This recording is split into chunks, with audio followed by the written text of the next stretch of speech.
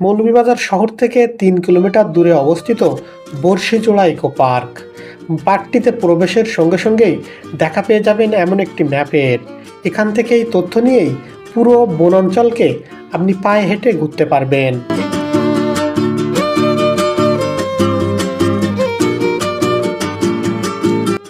দু সালে এই বনাঞ্চলকে সরকারিভাবে ইকো পার্ক ঘোষণা করা হয়। যান্ত্রিক জীবনের কোলাহল ভুলে বন্ধুদের সাথে কোথাও ঘুরতে চাইলে চলে আসতে পারেন এই বনাঞ্চলে। কেটে যাবে আপনার সুন্দর একটি সময়।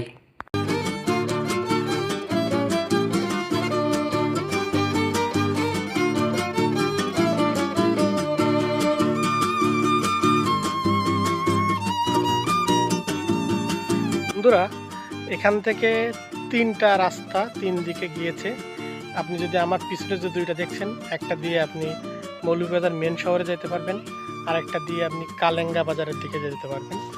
আর এই পথটি দিয়ে আপনি মৌলভীবাজার সড়কে উঠে শ্রীমঙ্গলের দিকে যেতে পারবেন। আপনারা যারা হাঁটার জন্য আসবেন এই বনে, তারা আপনারা যে কোনো একটি পথে হাঁটতে পারেন।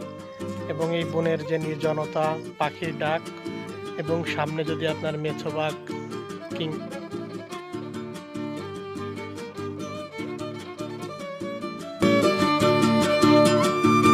1916 সালে এই বনাঞ্চলকে রিজার্ভ ফরেস্ট ঘোষণা করা হয়। তখন মেছোবাঘ, সজারু, বনরুই, মুখপোড়া হনুমান, শকুনসহ অসংখ্য প্রাণীর অভয়ারণ্য ছিল বর্তমানের বর্ষিজোড়া ইকো পার্ক। কিন্তু কালের বিবর্তনে আয়তন কমেছে বনের, দখল হয়েছে বনের অসংখ্য জমি, হারিয়ে গিয়েছে অনেক বিলুপ্ত প্রায় প্রাণী। কিন্তু আজও দর্শনার্থীদের কাছে মাঝে মাঝে দেখা মেলে মেছোবাঘ, বন্য শকুর সহ অসংখ্য পাখির।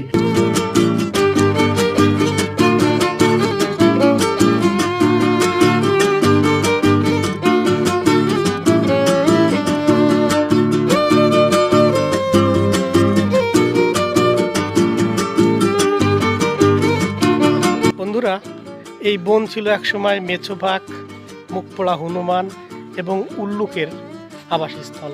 কিন্তু কালের বিবর্তনে আজ সেগুলো বিলুপ্তির পথে। তবে আপনার কপাল যদি ভালো থাকে এবং আপনি যদি এখানের পাহাড়গুলোর উপরে ওঠেন, তাহলে মেছোবাঘ কিংবা বন্য শকুর এবং বিভিন্ন প্রজাতির পাখির সঙ্গে আপনার দেখা হতে পারে।